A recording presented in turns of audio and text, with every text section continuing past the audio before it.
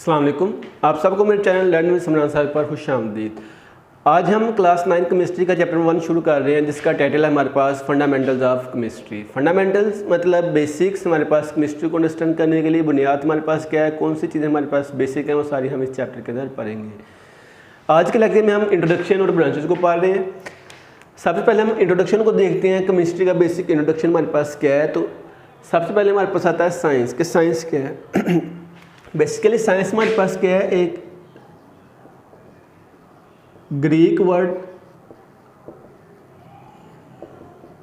Scientia से ये drive हुआ है और इसका मतलब हमारे पास क्या होता है,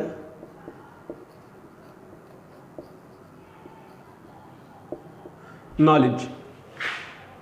कि साइंस हमारे पास क्या है, एक ग्रीक वर्ड था साइंटिया, उससे ये ड्राइव हुआ है, उसका मतलब हमारे पास क्या होता है, नॉलेज।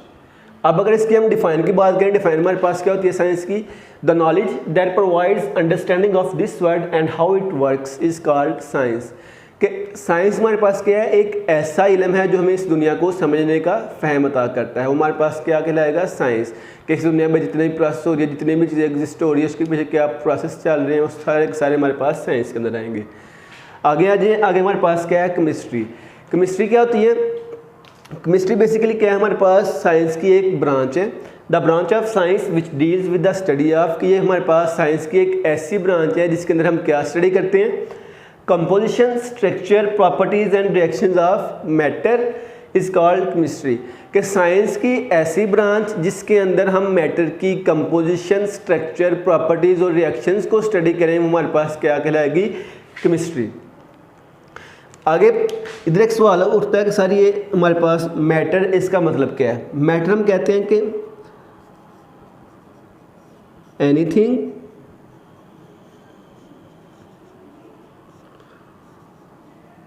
दैट हैज मास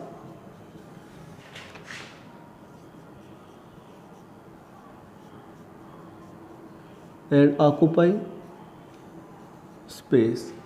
कि ऐसी चीज़ जिसका कोई ना कोई मास हो और वो ऑक्यूपाई करती हो क्या, स्पेस। कि ऐसी चीज़ जिसका कोई मास हो और वो जगह घेरती हो, वो हमारे पास क्या कहलाएगी, मैटर। केमिस्ट्री में हम क्या करते हैं, इस मैटर की कंपोजिशन को स्टडी करेंगे। अब कंपोजिशन क्या है, कंपोजिशन कहते हैं कि एक ऐसा मालिक्यूल या एक मालिक्यूल किस किस एलिमेंट से मिलकर बना हुआ है, उसको हम कहते हैं हमारे पास क्या है, इसकी कंपोजिशन। अगर एक एग्जांपल ले लें वाटर की, अब वाटर में देखें कि दो हमारे पास क्या है, हाइड्रोजन, और एक हमारे पास क्या है, ऑक्सीजन। वाटर हमारे पास दो हाइड्रोजन के एटम और एक ऑक्सीजन के एटम से मिलकर बनता है, तो इसकी कंपोजिशन हमारे पास होगी ये कि ये दो हाइड्रोजन इसके अंदर मौजूद है और एक ऑक्सीजन।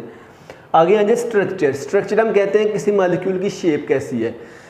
जो वाटर है हमारे पास, इसकी शेप होती है बेन शेप होती है, इस तरह की शेप होती है हमारे पास किसकी, वाटर के मालिक्यूल की। प्रॉपर्टीज़, प्रॉपर्टीज़ हम कहते हैं खसूसियात, कि एक मालिक्यूल एक कंपाउंड के अंदर कौन कौन सी प्रॉपर्टीज़, कौन कौन सी खसूसियत पाई जा रही हैं। इधर हमने वाटर की एग्जांपल ली है, तो वाटर की हमारे पास प्रॉपर्टीज़ क्या होती हैं कि ये हमारे पास एक कलरलेस लिक्विड है, एक टेस्टलेस लिक्विड है। इसका मेल्टिंग पॉइंट देखें तो हमारे पास 0 डिग्री सेल्सियस होता है और बॉइलिंग पॉइंट देखें तो 100 डिग्री सेल्सियस होता है। तो ये हमारे पास क्या है, वाटर की प्रॉपर्टीज़ हैं। आगे आज हमारे पास रिएक्शंस। अब रिएक्शन क्या होता है, रिएक्शन में हमारे पास क्या होता है, बेसिकली के दो चीज़ें आपस में रिएक्ट करेंगी। फर्स्ट किया हमारे पास एक सब्सटेंस है ए, दूसरा हमारे पास है बी, दोनों आपस में मिले, उन्होंने एक नई चीज़ बना दी, हमारे पास क्या बना दी, सी।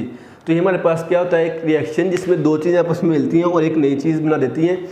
जो नई चीज़ बनती है उसको प्रोडक्ट कहते हैं, और जो चीज़ आपस में रिएक्ट करती है उसको हम क्या कहते हैं, रिएक्टेंट्स।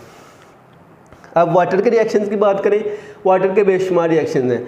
मैंने एक रिएक्शन में से इधर लिखा है कि इसमें हमारे पास क्या कहता है, वाटर अमोनिया के साथ रिएक्ट कर रहे हैं, वाटर अमोनिया के साथ रिएक्ट करके हमारे पास अमोनियम आयन और साथ हमारे पास हाइड्रोक्सल आयन बना रहा है। ये हमारे पास क्या है, इसका रिएक्शन।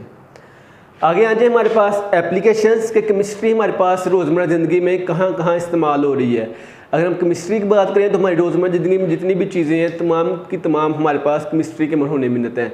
अगर आप घरों में सोप वगैरह डिटर्जेंट्स यूज़ कर रहे हैं, पेंट्स यूज़ कर रहे हैं, आप मेडिसिन यूज़ कर रहे हैं, प्लास्टिक वगैरह, जितने भी हमारे पास ये प्रोडक्ट्स हैं सब के अंदर हमारे पास क्या है, केमिस्ट्री इन्वॉल्व है।